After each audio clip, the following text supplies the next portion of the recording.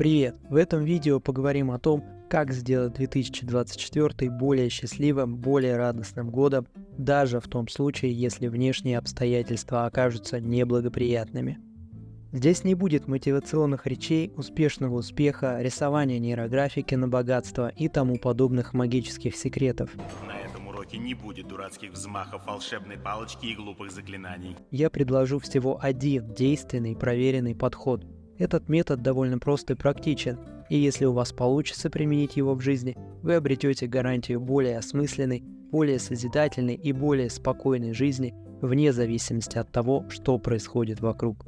Это работает почти как в том старом анекдоте. Дорогой Дед Мороз, пишу тебе письмо на наждачной бумаге. Вот теперь посмотрим, сможешь ли ты сделать с моим списком желаний то, что сделал с ним в прошлом году.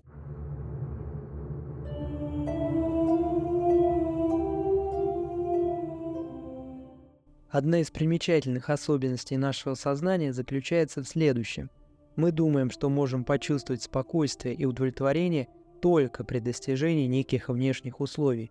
Это буквально как будто прописаны строчки в программном коде нашего сознания. «Я почувствую себя хорошо, если…» И дальше миллион разнообразных вариантов. Если подниму доход, если найду девушку, если найду мужа, если куплю машину, если перееду в классное место, если построю дом, если будет много просмотров и лайков, если буду лучше конкурентов и так далее и тому подобное.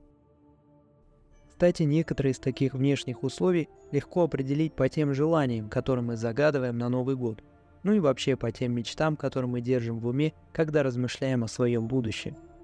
Отдельно нужно упомянуть внешние условия глобального характера. Это когда мы предполагаем, что в душе настанет покой, если все наладится в мире, если что-то поменяется в государстве, если будет достигнута некая геополитическая победа. У Льва Толстого в сборнике «Круг чтения» есть интересная цитата Эмерсона по этому поводу. «Политическая победа, увеличение дохода, выздоровление ваших больных, возвращение отсутствующих друзей – или что-нибудь еще в том же роде благоприятное поднимает ваш дух, и вы думаете, что настанут для вас лучшие дни. Не верьте этому, ничто не принесет вам мира, кроме вас самих». Но почему так? В чем ловушка подобного «если» мышления? Дело в том, что любые внешние условия, например, политическая победа, увеличение дохода или обретение второй половины, эти условия подвластны нам лишь частично, либо не подвластны совсем. Все это вещи, которые подвержены влиянию множества разнообразных факторов. Взять, например, отношения. Чтобы все было хорошо, недостаточно желания и старания одной стороны. Это всегда результат участия двух сторон. А уж залезть в голову другого и подчинить его своей воле мы не можем. Но даже если бы и могли, это было бы по меньшей мере не по-человечески. Поэтому, когда мы говорим о внешних успехах и мечтах, мы должны помнить, что очень многое должно совпасть помимо нашего желания и наших стараний. Нет никакой гарантии, что это исполнится. Кто может обещать, что фортуна не огорчит нас очередным своим капризом? И когда желаемое исполняется, мы при таком мышлении все равно не можем обрести абсолютный мир и спокойствие, поскольку внешняя среда постоянно колеблется и все время происходят перемены, угрожающие изменить комфортный порядок вещей. Но обычно человек прочно привязывает свое внутреннее благополучие к внешним условиям. И если есть какая-то угроза исполнению этих условий, мы начинаем испытывать напряжение и беспокойство. Если внешние условия не достигаются, мы склонны ощущать разочарование. И нередко это разочарование подтачивает нашу веру в себя и жизнь, внушает отчаяние. В крайних случаях такая привязка может даже оказаться смертельной. Об этом писал Виктор Франкл, знаменитый психотерапевт, переживший Холокост. В рождественский период Франкл наблюдал повышенную смертность среди других заключенных в концлагере. Он отмечал, что эпидемий или фактического ухудшения условий в это время не наблюдалось. По его мнению, заключенные погибали от разочарования. Они настолько привязывались к идее освобождения именно до Рождества, что не могли выдержать горькой правды, когда эта конкретная надежда не воплощалась в жизнь. И из-за этой привязки люди теряли смелость, стойкость и волю к жизни. Очень важно сохранять веру в лучшее, но также важно уравновешивать свою надежду осознанием того, что дела могут пойти не так, как того хочется. Не стоит тотально подвязывать свое внутреннее благополучие конкретным внешним факторам, которые ты не можешь целиком контролировать. Но как тогда мечтать и как желать? Суть в том, чтобы быть более независимыми, стараться находить центр и основу в самих себе, а не в переменчивом внешнем мире. Поэтому цели на Новый год, да и не только на Новый год, лучше делать внутренними. Сейчас расскажу, что это означает, но перед этим еще один старый седобородый анекдот. Прежде чем в следующий раз вы будете смеяться над детьми, верящими в Деда Мороза, вспомните, что есть люди, которые верят, что президент и правительство заботятся о них. На самом деле, идея о неподвластных вещах, о которой я рассказываю, происходит из философии стоицизма. Античные стоики также сформировали концепцию так называемых внутренних целей. Известный популяризатор стоицизма Массимо Пельюччи в своей книге «Как быть стоиком» описывает эту концепцию с помощью красивой метафоры, придуманной римским философом Цицероном. Идеи внутренней цели иллюстрируются на примере лучника, который пытается попасть в мишень. Цитата. Цицерон объясняет, что цель лучника должна быть внутренней, а не внешней. Он может сделать все возможное, чтобы поразить цель, а затем позволить вещам разворачиваться самим по себе. Попытка зависит от него, а результат – нет. Лучник может выбрать лучший лук и стрелы, усердно тренироваться, сосредоточиться на моменте перед тем, как пустить стрелу. Но как только стрела покинула лук, простой порыв ветра может испортить лучший выстрел самого совершенного лучника. Конец цитаты. Как итог, лучник полностью отпускает все, что не в его власти, отпускает внешние обстоятельства, например, порывы ветра, и отпускает итоговый результат. Лучник фокусируется лишь на собственных действиях и решениях, только на своей попытке.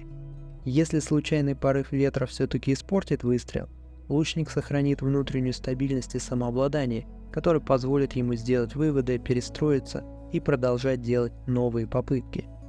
Еще это можно сравнить с игрой в карты. Ты контролируешь свой ход и, к примеру, выбор стратегии, но ты не контролируешь действия других игроков, не контролируешь расклад карт, а потому не можешь полностью контролировать результат игры. Парадокс в том, что если ты отпускаешь неподвластное, если снимаешь с себя давление из-за результата, тогда твой разум начинает работать гораздо яснее и спокойнее, и как раз это повышает твои шансы выиграть. Эти две метафоры можно перенести на любую сферу жизни – работа, здоровье, отношения, творчество, глобальные события. В этом контексте все внешнее, будь то решение других людей или их слова, либо трудные обстоятельства, все это можно воспринимать так же, как погоду за окном. Это как метель. Ты просто принимаешь тот факт, что на улице разыгралась метель, и силой мысли ее не остановить. Затем выдыхаешь, отпускаешь это и размышляешь, что именно я могу поделать в этой ситуации, могу ли я как-то повлиять на события в этих условиях, каким будет мой собственный ход. При этом исполнение мечты будет уже только приятным бонусом, но не главным условием твоей внутренней стабильности. Вот так ты становишься гораздо более независимым и сильным человеком. Твое эмоциональное состояние перестает настолько зависеть от внешних колебаний. Происходит буря, но ты продолжаешь стоять на ногах, мыслить и действовать практически. А вот и еще один анекдот. Чего тебе, мальчик? Я очень хочу на Новый год большую пожарную машину. Будет тебе машина, малыш, сказал Дед Мороз и поджег квартиру. До сих пор мы говорили о том, что опасно привязываться к внешним аспектам из-за их изменчивости, колебаний и неподконтрольности. Но есть и вторая причина. Далеко не всегда реализованные внешние мечты действительно приносят счастье. Иногда получается, как в сказках, когда загадывают желание коварному джинну, и никто не знает, как именно он интерпретирует запрос. Условно говоря, джин может и властелином мира сделать, только от самого мира уже ничего не останется. Есть интересные идеи, как с этим коварством быть. Стараться мечтать глобально, а не только для себя. Желать, чтобы хорошо было и нам, и другим людям, и природе, и вообще планете в целом. Да, конечно, всеобщая гармония тоже не подвластна одному нашему желанию, но даже если мы просто мечтаем в подобном духе, уже меняется наш образ мышления и действий. И когда мы спрашиваем себя, а что именно зависит от нас в той или иной ситуации, то первым ответом будет просто постараться остаться человеком. И уже одно это старание может принести удовлетворение гораздо больше, чем многие приобретения внешнего характера.